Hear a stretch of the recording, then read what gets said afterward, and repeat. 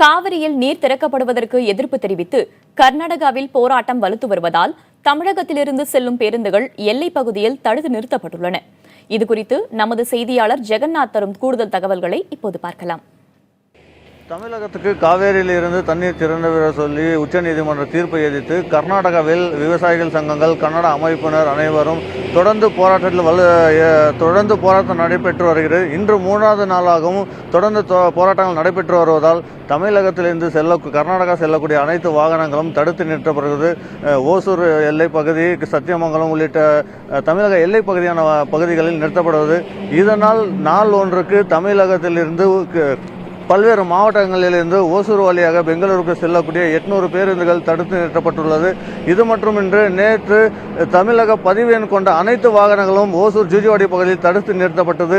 நேற்று இரவு அனைத்து வாகனங்களும் லாரிகள், மற்ற இருசக்கர வாகனம், கார்கள் மற்றும் கர்நாடகா செல்ல அனுமதிக்கப்பட்டது.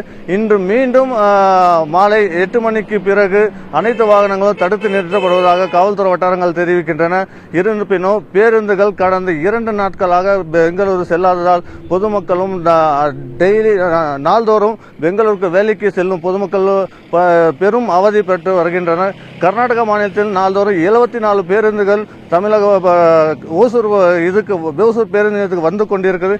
இருப்பினும் அந்த பேருந்து பத்தாததால் பொதுமக்கள் மிகுந்த அவதிக்குள்ளாகி நாள்தோறும் சுமார் 2 கிலோமீட்டர் நடந்து செல்ல வேண்டிய சூழ்நிலை பொதுமக்களுக்கு ஏற்பட்டுள்ளது. இதனால் மிகுந்த பாதிப்புக்குள்ளாகி வருகின்றனர். இது மட்டுமின்றி மண்டியாவில் தொடர்ந்து போராட்டம் நடைபெற்று வந்ததால் இன்றும் மற்றும் நாளை மீண்டும் 2 நாளும் மேலும் பள்ளி கல்லூரிகளுக்கு விடுமுறை அளிக்கப்பட்டுள்ளது.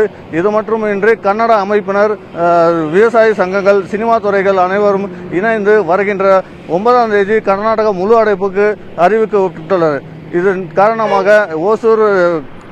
காரணமாக மாநில எல்லை பகுதியான ஓசூர், கர்நாடகா மாநில அத்திப்பள்ளி, ஓசூர் பகுதியில் தொடர்ந்து பதற்றம் ஏற்பட்டு வருவதால் கிருஷ்ணகிரி மாவட்ட கண்காணிப்பாளர் மகேஷ் தலைமையில் 150க்கும் மேற்பட்ட காவல்துறையினர் மாநில எல்லை பகுதியான அத்திப்பள்ளி மற்றும் ஓசூர் பகுதியில் தொடர்ந்து பாதுகாப்பு பணியில் ஈடுபட்டு வருகின்றனர்.